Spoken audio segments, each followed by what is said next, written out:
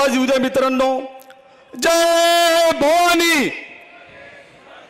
राजे छत्रपती शिवाजी महाराज, डॉक्टर बाबासाहेब आंबेडकर, महात्मा ज्योतिबा फुले यांना मानवंदन करून आजच्या या भडगाव नगर परिषदच्या निवडणुकीसाठी महाराष्ट्र राज्याचे शिवसेनेचे मुख्य नेते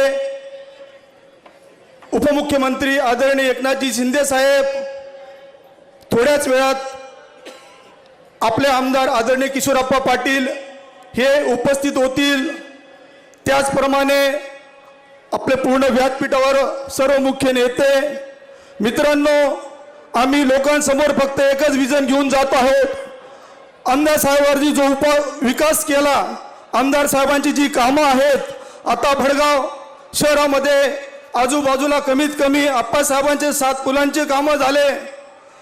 आत्महत्येचा जो स्पॉट होता तळणीचा भाग, तिथं आप्पासाहेबांनी 5 करोड रुपयाचा निधी आणून तिथं उत्तम प्रकारे सुशोभीकरणाचं काम केलेलं आहे। त्याचप्रमाणे बाळद रस्त्याचा जो रस्ता आहे, त्या रस्त्याची अशी परिस्थिती होती, ती कमीत कमी पाऊस आल्यानंतर तिथं गुडघ्यापर्यंत पाणी राहायचं। तिथं आप्पासाहेबांनी एक चांगल्या प्रकारे निधी देऊन उत्तमातला उत्तम रस्ता तयार केला। म्हणून आम्ही लोकांसमोर एकच जाताना सांगतो, आमचे 24 उमेदवार 25 आमचे जे नगर अध्यक्षाचे जे आहेत सीट, त्या रेखाताई मालचे यांना आपण 2 तारखेला प्रचंड बहुमताने विजयी करावं। मी जाता जाता एकच गोष्ट सांगेल, जमीर बेचने वालों से हमने दोस्ती नहीं की, जमीर बेचने वालों से हमने दोस्ती नहीं की, वरना वक्त के पहले अमीर हो जाते। 2 नशा एक साथ नहीं करते, वरना वक्त के पहले फकीर हो जाते। मित्रांनो, भडगाव पाचोरा शहरामध्ये नगर परिषदेमध्ये जर एकच लाट चालू आहे, एकच लाट, ती कोणती लाट आहे माहिती तुम्हाला? फक्त ओनली किशोरप्पा पाटील, किशोरप्पा पाटील, किशोरप्पा पाटील।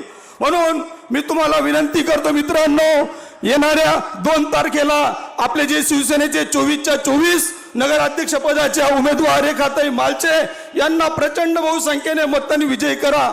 मित्रांनो, पालकमंत्री, महाराष्ट्र राज्याचे पारिपुरवठा मंत्री हे नेहमी सांगत असतात, हे नेहमी म्हणत असतात, जमीर बेचने वालों से हमने दोस्ती नहीं की, जमीर बेचने वालों से हमने दोस्ती नहीं की, वरना वक्त के पहले अमीर हो जाते। 2 नशा एक साथ नहीं करते, वरना वक्त के पहले फकीर हो जाते।